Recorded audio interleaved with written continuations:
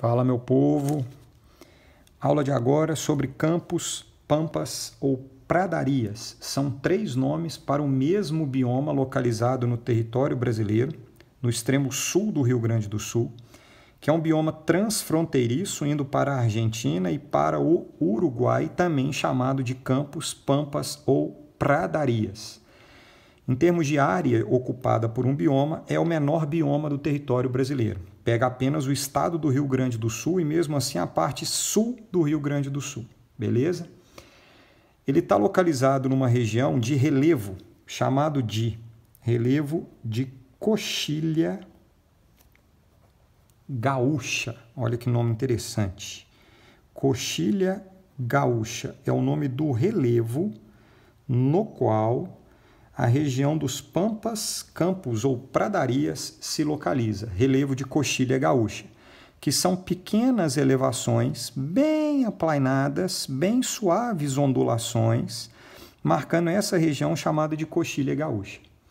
Nessa região de coxilha gaúcha, que é o relevo, nós teremos a predominância de solos arenosos, ou seja, solos frutos de rochas sedimentares, chamadas de arenitos.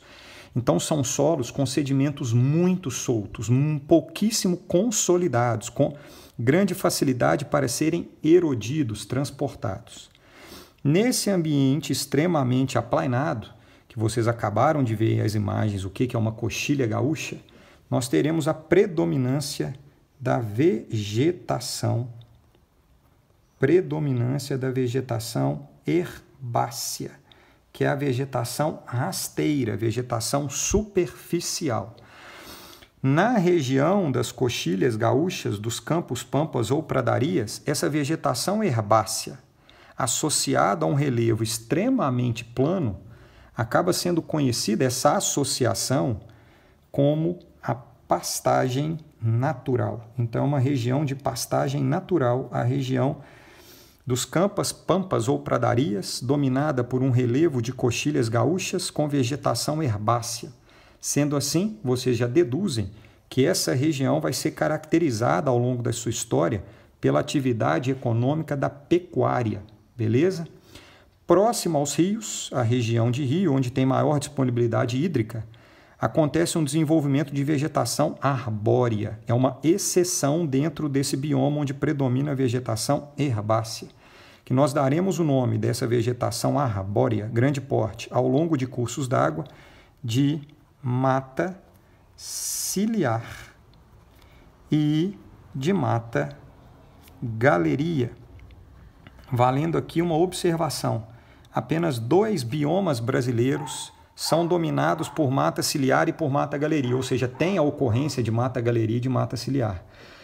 Os campos, pampas ou pradarias e o cerrado brasileiro também tem mata ciliar e mata galeria, apenas os 2. No caso dos campos, o resto da vegetação é herbácea com relevo extremamente aplainado de coxilha gaúcha. Esse relevo de coxilha gaúcha, então, ele quer dizer relevo aplainado. Beleza? Um relevo aplainado. Sendo assim, predomina a atividade da pecuária, principalmente a atividade da pecuária de corte, que é a produção de carne, e a risicultura na região. Risicultura, meu povo, que é o cultivo de arroz. Só que a atividade principal na região é a atividade da pecuária de corte, que ao longo dos séculos de atividade, mais de 200 anos de atividade de pecuária ininterrupta na região de pastagem natural, um relevo aplainado, com pastagem natural que barateia a atividade econômica, tanto é que é muito famosa, né, galera? A picanha gaúcha, a picanha argentina, exatamente pela boiada criada nessa região, que tem menor esforço físico para caminhar em relevo aplainado, então a carne fica mais macia. Essa pecuária de corte praticada ao longo de séculos acaba produzindo nessa região o famoso sobrepastoreio. O sobrepastoreio é quando a gente tem uma atividade de pecuária e pisoteio do solo, da vegetação, pelo boizinho vaquinha, que cria um ambiente de uso extremo da terra, chamado então de sobrepastoreio ou sobre pisoteio da terra. Esse gado pisoteando, associado em outras regiões com o arroz, acaba produzindo a retirada em larga escala da cobertura vegetal. Retirada da cobertura vegetal, ou seja, retirada da vegetação. Se a gente retira essa vegetação, quem fica exposto é o solo arenoso, que tem muita suscetibilidade, facilidade para ser erodido. Então a gente vai ter solos arenosos expostos, o que potencializa o processo erosivo. Resultado, temos a intensificação do processo erosivo, da erosão. E se a gente tem a erosão, tem também a sedimentação. Então, a gente tem a intensificação da erosão e da sedimentação, principalmente um processo erosivo vinculado a dois agentes, tanto a erosão quanto a sedimentação. A gente vai ter aqui, muito intenso nessa região, a erosão eólica, a erosão pelo vento, e a erosão hídrica, principalmente a erosão pluvial, que é a erosão pela chuva. Esse processo de transporte de sedimentos arenosos pelo vento e pela água da chuva, e esses transportes vinculados à ação antrópica de pecuária de corte sobre pastoreio, que retira a cobertura vegetal, deixa solos arenosos expostos, a ação de vento e chuva, que intensifica o processo erosivo, produz um dos fenômenos mais importantes em termos geográficos no Brasil e no mundo, que é a arenização.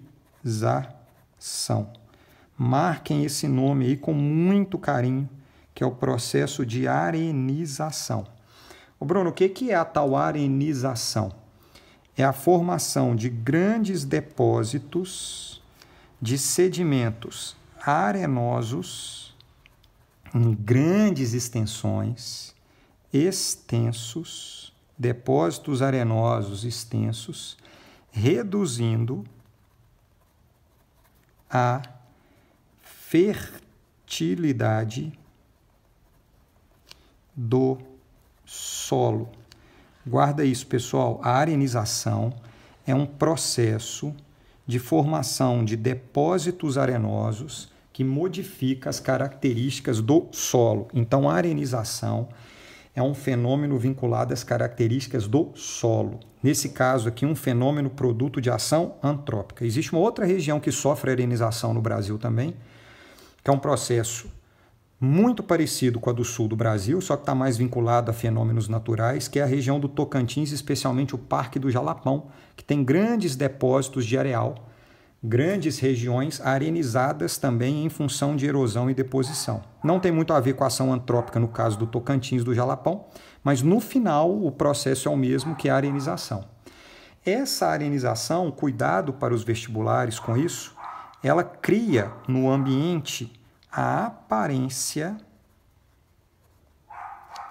de deserto. Ela cria a aparência de deserto. Significa que parece um deserto pela quantidade de areia, mas não é um deserto. Vocês viram nas imagens aí o que é a arenização no sul do Brasil?